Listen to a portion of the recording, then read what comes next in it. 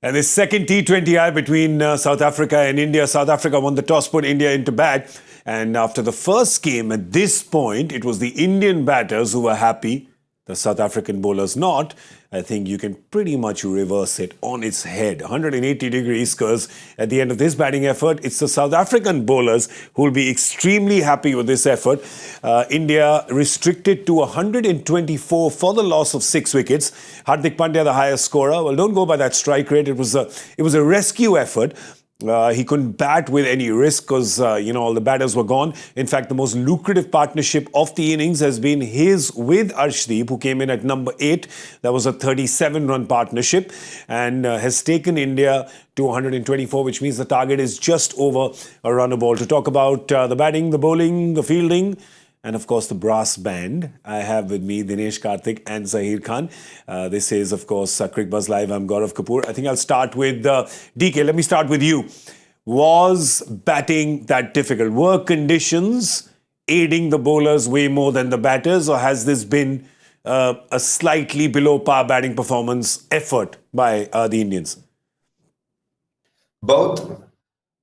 A bit of a below par batting performance for sure, but also at the start, the pitch was doing a lot for the fast bowlers. Like the ball that Sanju Samson got out, people will say, oh, he backed away to hit a shot. Was it a big risk at the start? But the ball seemed, and then you could see how Coetzee bowled as well up front. There was enough for the fast bowlers. It was good to see South Africa come back and not do the same mistakes. They went with an all-out pace kind of feeling throughout the power play, which worked for them. And then when you have only 7 batters, you're always going to play catch up. If you lose 3 wickets in the power play, India had to slow down their tempo. We had a run out at an awkward time when we just thought Axar Patel could manage something special here, put everything in a nutshell. I think it was a mix of everything. Good bowling, some ordinary batting, but most importantly, the lack of batting, that also takes a big part. Yeah, that's a good point. And Zach, you and I discussed this in the com box as well.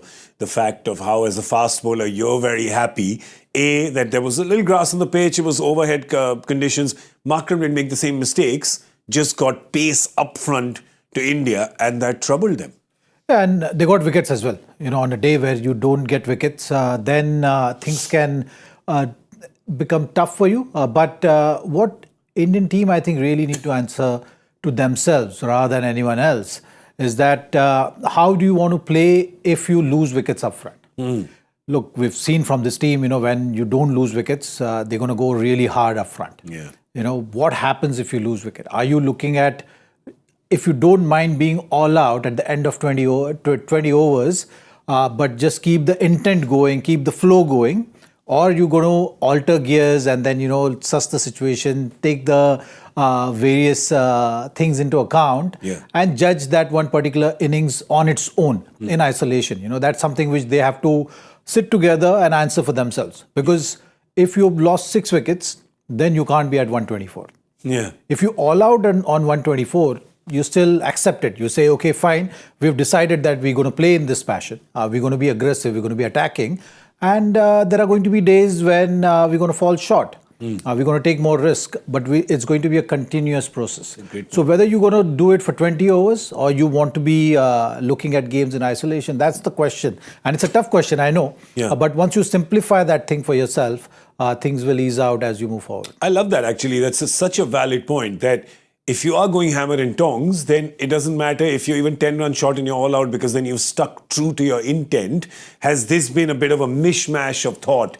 Because you see, there's just nowhere in that DK. Zach makes a really valid point, that how you 6 down on 124.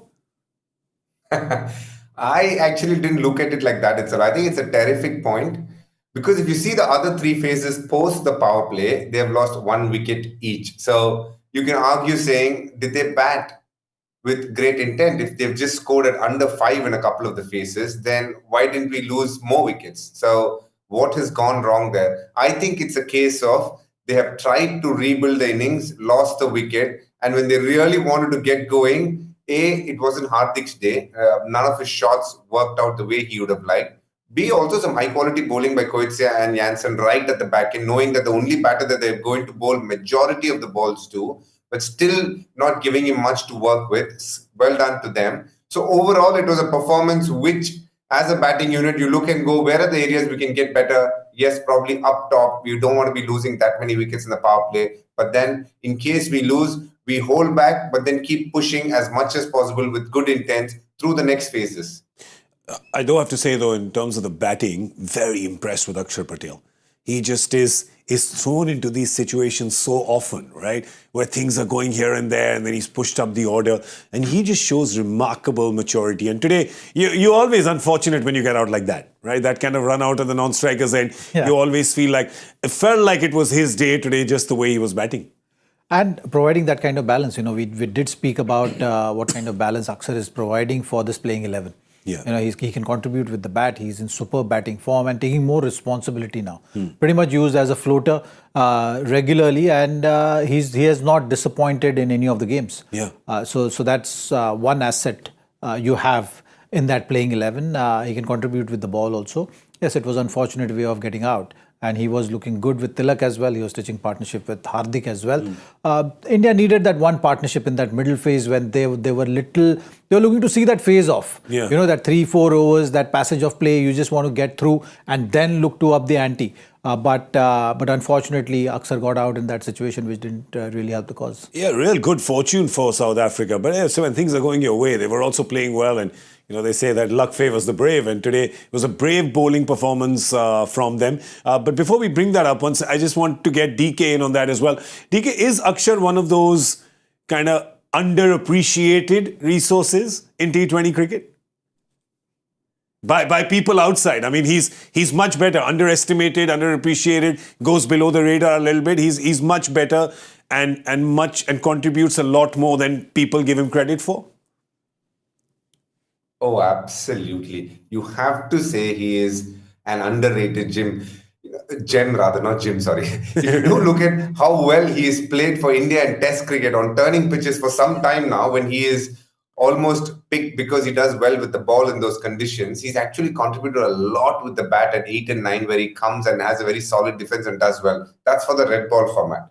In the World Cup as well, he was extraordinary as a left-arm spinner for sure. But in that final as well, what a knock he played. Gem of a knock. Very important at that stage. Absorbing pressure and doing well. So he is a cricketer who is very valuable. Even today, in tough conditions, some of the shots that he played, he's a very confident man. And I'm happy that they've retained him as a number one value pick, because he is definitely worth every penny in IPL. He does very well with the bat and with the ball. And he is the kind of bowler you want to back no matter what the conditions are. If you throw in a couple of other options like Riyan Parag and say Nitish Kumar Reddy, who can bowl a bit as well, then you can let go of one spinner. And if you have Axar coming in at 8, then you feel like the batting is solid. You can always float with him for sure, but Axar Patel at 8 gives India that feeling to other teams that, wow, they bat deep.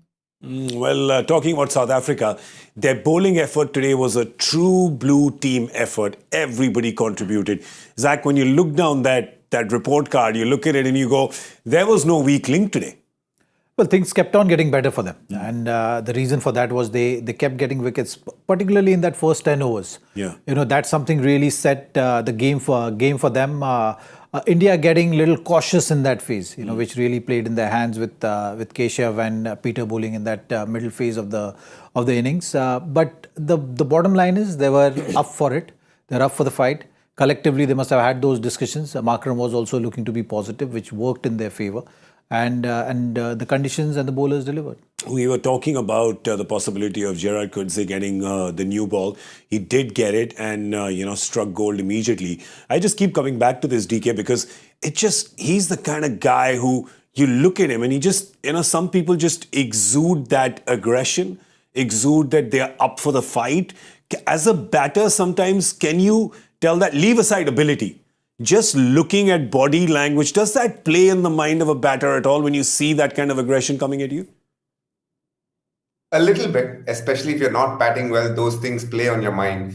Straight away, I'm able to think of another South African who's very fiery, in your face, Dale Steyn. By no means am I saying he's anywhere comparable to that guy, but he also was that kind of bowler, run in hard, give it everything, the way he used to celebrate, the way he used to appeal. there was passion personified every time he did something special. And it's always good to have such cricketers. They always are up for a fight most of the times, and they really will give you everything possible on the field. And that's all you can ask for as a skipper as well. And I'm very sure Aiden Markram is very happy with how Gerald Coetzee is shaping up as a T20 cricketer. Yeah, and I'm going to ask Zach a tough question because, hey, this is Cricbuzz Live. I only ask tough questions. Because when you have a bowling effort like that, if you have to, you pick the bowlers or the bowler that you feel had the most impact in a bowling effort, which was kind of attacking all through those 20 overs. If you had to pick the one that stood out for you? There were two, I think, Coetzee and Marco Jansen, both of them. Marco Jansen, because he set the tone. He got the man in form. Sanju Samson was done in the first over. And then Coetzee joins in. He kept the tempo going. He kept that momentum going. Set the tone nicely in those first 3-4 overs. So both those bowlers really helped South African team to set that tone for this match. Yeah. And bring about all those plans, all those discussions, before the game. I'm sure between first game and today's game, they must have had enough chats around, how they should approach this game. Winning the toss, bowling first, and then two bowlers going out and setting that tone really worked in that favor. And it's worked well for them. I'll tell you why it's even better, because they've actually bolstered their batting. So, the target is low because the bowlers have done well and they've bolstered the batting. So, which means that advantage firmly in South Africa's court here, because it probably opened with Reza Hendricks and Ryan Rickleton. That's what it looks like. The captain coming in at 3. There was a bit of a scare in the last over where it looked like he had hurt his finger when there was a Hardik Pandya catch that he dropped. Hopefully it's not serious for South Africa and he will come out to bat. But today, if there is a day when he can actually say that I may not need to bat today, I know it's very early, but DK, it was one of those days. That's a lot of batting for a 125 target. It is. And it's a batting that is a well-oiled unit. For some time, the middle order has been together. The Stubbs, the Markram and not Markram, Stubbs, Klaasen and Miller. They've batted really well for South Africa through the middle phase. It's actually Markram who's searching for runs. And this injury is coming at a wrong time. Hopefully he still bats, because I think he will definitely get his opportunity to bat if he's batting at 3. But yes, you do get the feeling when South Africa will be batting, it's not going to be that hard for them to chase this down. It's interesting. South Africa have won the toss and chosen to bowl. But generally in this ground, a lot of teams have preferred batting first. So they've read the conditions really well as well. As a mentor, as a coach, Zach, as a bowler yourself, sometimes you can even relish challenges like this as a bowling unit? Well, you got to be positive, and it all depends on how the conditions are. Yeah. So, at this stage, if you are kind of getting sucked in by the situation that you're maybe 25, 30 runs short on this pitch, then someone will have to do some special work there. If you don't have things happening for you in those first 3-4 overs, then it's not going to be that easy to make things happen. And for that, South Africa also, if they are going in that defensive mindset, then it's a problem. Yeah. But if you have such a bowling day out, it just helps you keep with the momentum to have that belief. So things are looking very difficult at this stage. If India has to win this game from here, the bowlers will have to do spectacularly well. Someone will have to have a dream spell. And the first maybe 8 overs with your spin and all your, say, 4-5 bowlers, they need to be among the wickets. If you are able to create that situation for South Africa where they're doubting or they're slowing down, then only things can happen for you. What I would like to definitely see is some real kind of positive, fiery body language, because that will also play into India's strength and into South Africa's kind of doubtful mindset. Because DK, that has happened in the World Cup, right? It's pretty fresh, that wound, I'm sure, for South Africa, saying that they were in a winning position, but India managed to snatch victory from there. You go into this match, I know that the stakes are nowhere close, but you still want to see, even with 124 on the board, the bowlers, the fielders, everyone rushing in, everyone chirping, everyone kind of cheering each other on. They have to. In these kind of games, you want to start well with your body language, with the bowlers backing it up with their legs, and most importantly, the fielding has to be top-notch. And let's be honest, if India wants to make a match out of this, they need to pick 3 wickets at least in the power play. That gives them the opportunity, and they need to get the likes of Klaasen and Miller very early with the new ball. That gives them a good chance. Yeah, and of course, the previous game's hero, the Chronicles of Chucky and Bish, Varun Chakravarti and Ravi Bishnoi, 1-1 over each from them, Zach, in the power play? At least, yeah. Maybe Varun Chakravarti 1 over. Yeah. I think looking at the conditions, Surya will go in with a similar kind of mindset of using more overs of pace bowling rather than looking at spin. In the middle overs, is this something they'll have to think about bringing the spinners on? But you got to at least, if you don't get the wickets, then restrict South Africa to under 40 runs in the power play. Yeah, if they really have to have a crack at this game. Yeah. If you get wickets, it's a bonus. I mean, that's the perfect ideal start if you're defending such a low total. If you're able to get 2 or 3 wickets in the power play, that's just going to be perfect. But if not, then you got to make sure that the runs are not leaked in the power play. Yeah, but when you're looking at, I mean, the target in all fairness is just over a run a ball, right? DK, when you look at that, you're saying, yeah, if we can contain them, yes, that is, of course, the second best option. But in this case, is there even a second option? Because you only have one option, which is take wickets and try to win this game, because that defending long game might not work in India's advantage. 120 balls, 125 runs.